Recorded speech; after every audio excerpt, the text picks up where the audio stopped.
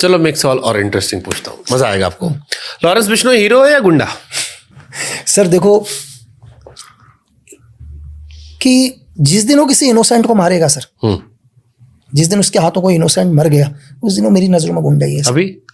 अभी मुझे जिन लोगों के साथ भी देखो, ये तो गैंग वॉर है सर।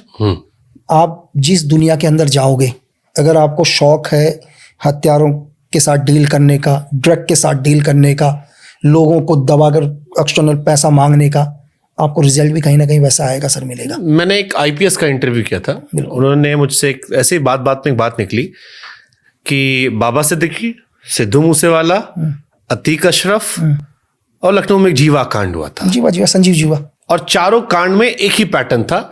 नए लड़के आते हैं जिनका आपराधिक बैकग्राउंड नहीं होता है, एक महंगी पिस्टल होती है, ठोकते हैं बिना डर के, और उसके बाद मासूम बच्चों की तरह सरेंडर कर देते हैं। और उसने कहा ये चारों पांचों में कॉमन कनेक्शन, उनका इंस्टिंक्ट कहता है आप किसी नहीं, जो लोग मरे पैटर्न, उन्होंने पैटर्न पकड़ने की कोशिश की। डेफिनेटली पैटर्न सर, ये पांचों के कनेक्शन। और इंटरेस्टिंग बात, आपको एक चीज और बता दूं, उन पांचों को कभी यही नहीं पता होगा सर कि हम कितने पावरफुल लोगों को मारने जा रहे हैं। ये भी नहीं पता होगा। देखो आदमी कहाँ घबराता है, जहां सामने वाले को पावर पता चलती है। जिन बच्चों ने आज तक कभी कुछ नहीं किया, उनको कभी ये पता ही नहीं होता, उनको लास्ट तक ये नहीं पता होगा आपका टारगेट कौन है। कंटिन्यू प्रैक्टिस है वो लोग कि कैसे मारना है, चीजें करनी है। उनको एक दिन पहले बताया होगा तुम्हारा टारगेट क्या है। बट फिर वही पूछ रहा हूं मैं, लॉरेंस का नाम कनाडा में भी आया, लॉरेंस का नाम यहां पर भी आया।